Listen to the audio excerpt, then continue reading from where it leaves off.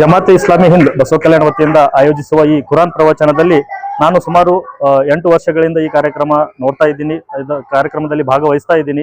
ಈ ಕಾರ್ಯಕ್ರಮದಲ್ಲಿ ಅವರು ಹೇಳುವಂತಹ ನಮ್ಮ ಕುರಾನ್ನ ಸಂದೇಶಗಳು ಎಲ್ಲರ ಜೀವನದಲ್ಲಿ ಬದಲಾವಣೆಯ ಒಂದು ಸಂಕೇತವಾಗಿ ಮಾರ್ಪಾಡು ಬರ್ತಾ ಇದ್ದಾವೆ.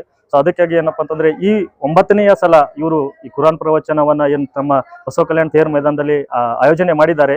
ಈ ಒಂದು ಕಾರ್ಯಕ್ರಮದಲ್ಲಿ 3 ದಿವಸಗಳ ಕಾಲ ಅವರ ಪ್ರವಚನ ಇರುತ್ತೆ. ಈ ಒಂದು 3 ದಿವಸಗಳ ಕಾಲ ಮೊದಲನೇ ದಿವಸ ಏನಪ್ಪಾ ಅಂತಂದ್ರೆ ಮಾನವನ ಘನತೆಯ ಬಗ್ಗೆ ಪ್ರವಚನ ನೀಡಲಾಗುತ್ತೆ. 2ನೇ ದಿವಸ ಮಹಿಳೆಯರ ಮತ್ತು ಮಕ್ಕಳ ಸಂರಕ್ಷಣೆ ಬಗ್ಗೆ ಈ 2ನೇ ದಿವಸದ ಕಾರ್ಯಕ್ರಮದಲ್ಲಿ ಪ್ರವಚನ ನೀಡಲಾಗುತ್ತೆ. ಮತ್ತೆ 3ನೇ ದಿವಸಕ್ಕೆ ಏನಪ್ಪಾ ಅಂದ್ರೆ ಜೀವನದ ಉದ್ದೇಶವನ್ನ ನಮ್ಮ ಮೊಹಮ್ಮದ್ ಕುಯಿ ಅವರು 3 ದಿವಸಗಳ ಕಾಲ ಸತತವಾಗಿ ಈ ಒಂದು ಕುರಾನ್ ಪ್ರವಚನ ಕಾರ್ಯಕ್ರಮವನ್ನು ನಡೆಸಲಿದ್ದಾರೆ. ಈ ಒಂದು ಕಾರ್ಯಕ್ರಮಕ್ಕೆ ತಾವು ತಮ್ಮ ಕುಟುಂಬ ಸಮೇತ ತಮ್ಮ ಸ್ನೇಹಿತರ ಜೊತೆ ಬಂಧು ಬಳಗದ ಜೊತೆ ಬಂದು ಕಾರ್ಯಕ್ರಮವನ್ನು ಯಶಸ್ವಿಗೊಳಿಸಬೇಕಾಗಿ ವಿನಂತಿ ಮಾಡ್ಕೊತಾರೆ.